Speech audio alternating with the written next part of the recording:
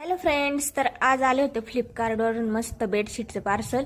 पण त्याच्या आधी बघा, आता आहे ना, मी मुखवास संपलं होतं आमच्या घरामध्ये. तर डिलिव्हरी झाल्यापासून तर नेहमीच बनवलं जातं. त्याच्यासाठी बघा, बडीशोप घेतली, ओवा घेतला आणि शोपा राहताना त्या आणि धना डाळ घेतली.